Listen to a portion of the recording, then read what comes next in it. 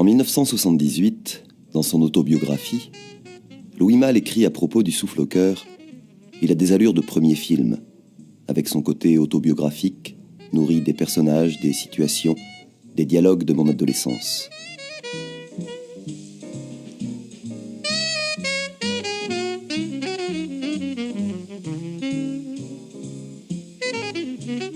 Ce regard sur son adolescence, Malle nous le renvoie à un moment important de sa vie.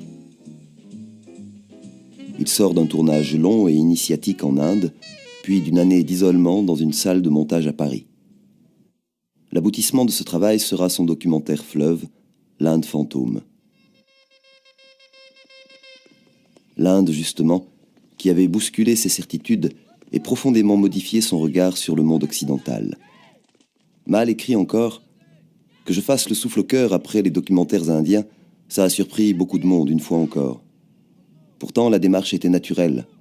J'avais l'impression de repartir à zéro, avec un regard différent.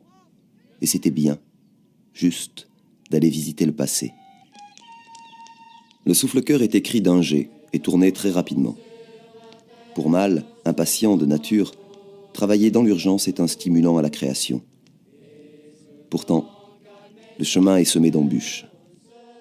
Le Souffle au cœur a failli ne jamais voir le jour. Lorsqu'il demande une aide financière au Centre national du cinéma, on lui accorde un prêt de 400 000 francs. 400 000 francs qu'il ne percevra jamais. Car le scénario doit aussi être approuvé par une moribonde, mais toujours active, commission de pré-censure. La réponse a au moins le mérite d'être claire. La commission envisage avec une extrême appréhension la réalisation de ce film. Elle en retient surtout une accumulation de scènes érotiques et perverses complaisamment évoquées. Le dépucelage, la maison close, la masturbation, le concours de longueur de sexe, le jésuite pédéraste, et pour conclure, l'inceste entre la mère et le fils. Bref, il s'agit ni plus ni moins que de pornographie gratuite, pour laquelle la commission envisage une mesure d'interdiction totale.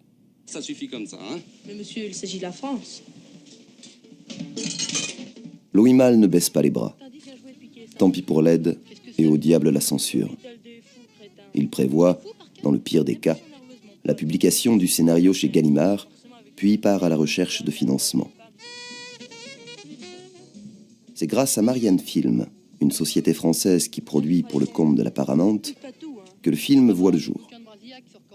2 coproducteurs étrangers viennent s'y greffer, et Malle arrive à boucler le tournage en 10 semaines. Mon père, c'est pas un intellectuel, il fabrique des lavabos.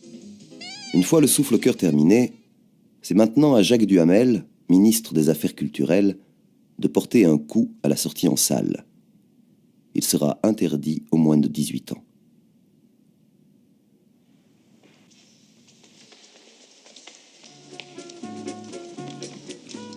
Sorti le 1er mai 1971, Le Souffle au cœur est pourtant un succès commercial, se situant en 4e position dans le box-office des films de Louis Malle. La critique est majoritairement élogieuse. Seuls quelques chroniqueurs, notamment dans la presse catholique, se disent choqués par l'inceste. Et Malle reçoit de nombreuses lettres d'insultes de spectateurs. Le film devient ce que l'on appelle un phénomène de société, un objet de débat. Si Le Souffle au cœur désarçonne le public, c'est parce qu'il traite de l'inceste sans gravité, avec humour et légèreté. Et surtout, sans conséquences traumatisantes pour les personnages du film.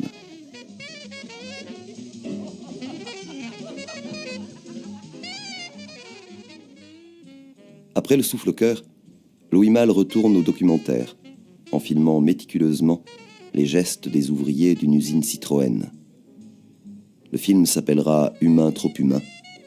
Là encore, pas de leçon, pas de message, mais toujours cette volonté de porter un regard étonné et curieux sur le monde, regard qu'on lui a vivement reproché dans cette France si politisée de l'après-mai 68.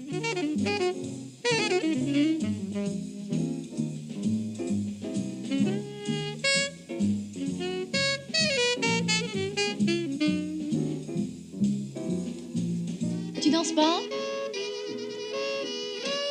sais pas danser?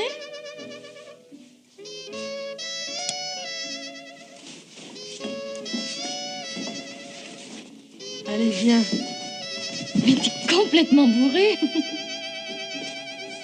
Faut choisir, mon vieux, le cigare ou les femmes?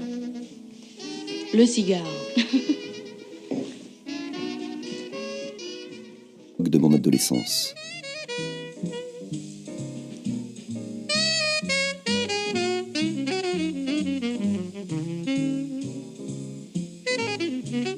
Ce regard sur son adolescence, Mal nous le renvoie à un moment important de sa vie.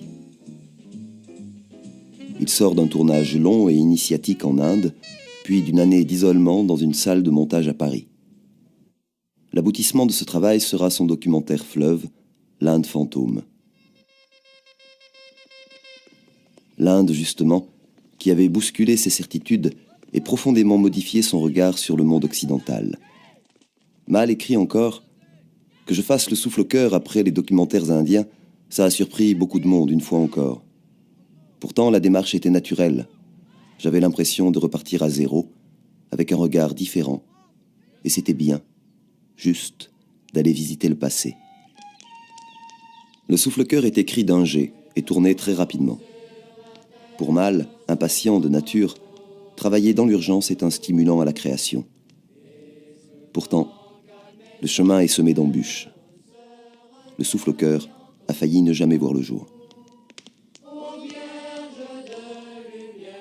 Lorsqu'il demande une aide financière au Centre national du cinéma, on lui accorde un prêt de 400 000 francs. 400 000 francs qu'il ne percevra jamais. Car le scénario doit aussi être approuvé par une moribonde, mais toujours active, commission de pré-censure. La réponse a au moins le mérite d'être claire. La commission envisage avec une extrême appréhension la réalisation de ce film. Elle en retient surtout une accumulation de scènes érotiques et perverses complaisamment évoquées. Le dépucelage, la maison close, la masturbation, le concours de longueur de sexe, le jésuite pédéraste, et pour conclure, l'inceste entre la mère et le fils. Bref, il s'agit ni plus ni moins que de pornographie gratuite, pour laquelle la commission envisage une mesure d'interdiction totale. Ça suffit comme ça, hein? Mais monsieur, il s'agit de la France. Louis Malle ne baisse pas les bras. Tant pis pour l'aide, et au diable la censure. Il prévoit, dans le pire des cas, la publication du scénario chez Gallimard, puis part à la recherche de financement. C'est grâce à Marianne Film, une société française qui produit pour le compte de la Paramount, que le film voit le jour. 2 coproducteurs étrangers viennent s'y greffer, et Mal arrive à boucler le tournage en 10 semaines. Mon père, c'est pas un intellectuel, il fabrique des lavabos. Une fois le souffle-cœur terminé, c'est maintenant à Jacques Duhamel, ministre des Affaires culturelles. En 1978, dans son autobiographie, Louis Malle écrit à propos du souffle-cœur « Il a des allures de premier film, avec son côté autobiographique, nourri des personnages, des situations, des dialogues de mon adolescence. »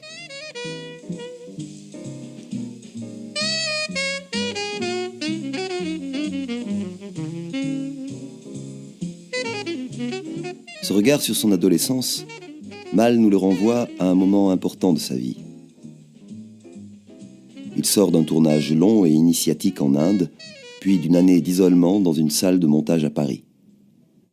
L'aboutissement de ce travail sera son documentaire fleuve, l'Inde fantôme.